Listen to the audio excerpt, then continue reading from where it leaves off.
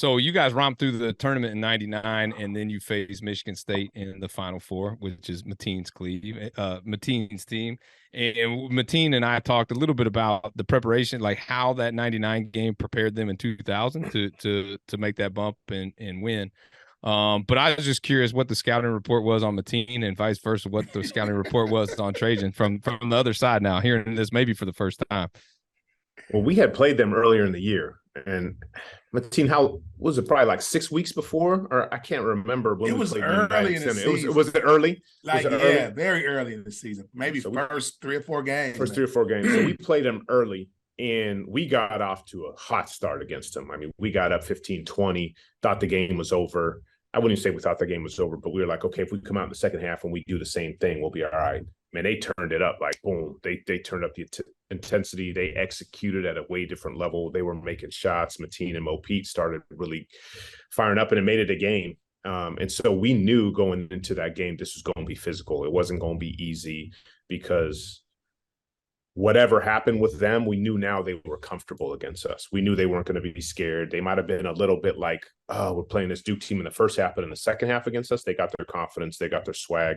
And we knew going into this, it was going to be a battle. We knew they were going to be physical. We knew they were going to be a much better team. We were going to get a better version of Michigan State in April than we did back in December. So I tell you one thing, it was a bigger fight than I thought. I thought, if we play well, we'll put them away. I wouldn't say we put them away early, but we'll lead comfortably, man. But they made it tough the whole game. It was back and forth, and it took big shots by us late to pull that thing out. And to piggyback on that, as far as our scouting report, it was like, good luck. I mean, you looked around, it was like, who do you stop? Like, they had so many weapons, man. And like you said, Elder Brand was a player of the year. And I mean, they had Corey Maggette was young. Will Avery, he could create off the dribble. I mean, they had such a great team, man. And Trajan, I mean, it's like, you don't want to leave him, but hell, what did you do? You know, trying to help off on other guys. It was tough to beat them, and you just wanted to go out. I like to say you play a hope defense. You just hope they miss shots. The scouting report on Mateen was keep him out of the paint, keep him out of transition, try to make him make shots over the top, and be aware when he's around you defensively because he's going to get in you, and he ain't going to stop coming. And Coach K loved Mateen. He talked very, very highly of him. He said, look, this is the motor that revs this engine. But be aware of this dude because he ain't going anywhere. So, man. Okay, well, that makes me feel better. Yeah, you didn't need to tell him that. You didn't need to tell him that. Now it's going to be hard to deal with for the next few weeks. And Trajan Langdon fouled. Pass to Hudson and one. That's Brand from behind. Great job by Mateen Cleaves. Penetrates extremely well. Michigan State has everybody on that break, and they can run.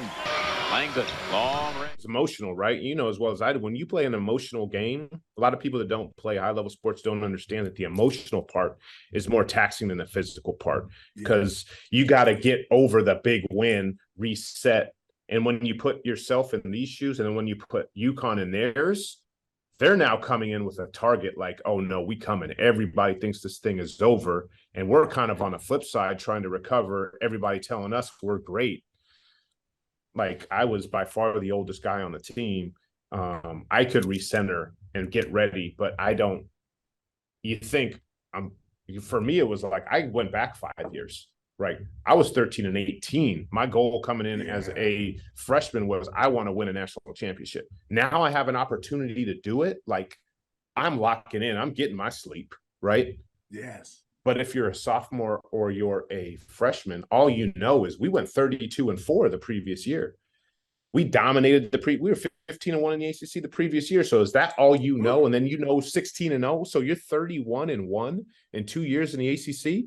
That's all you know. You're like, oh, we're going to keep doing this, or I'm about to go get paid. So I think, the juxtaposition of mindset is that kind of, I think, allowed some of the guys to relax instead of heighten their awareness when all of UConn, they took it to the next level. And I think we kind of were a little bit down. And so, yeah, I think there was a little bit of both sides. We were tired, but also we were kind of like, whew, man, we got through that. Let's take a relaxation breath. And there was no time for that. There was just no time.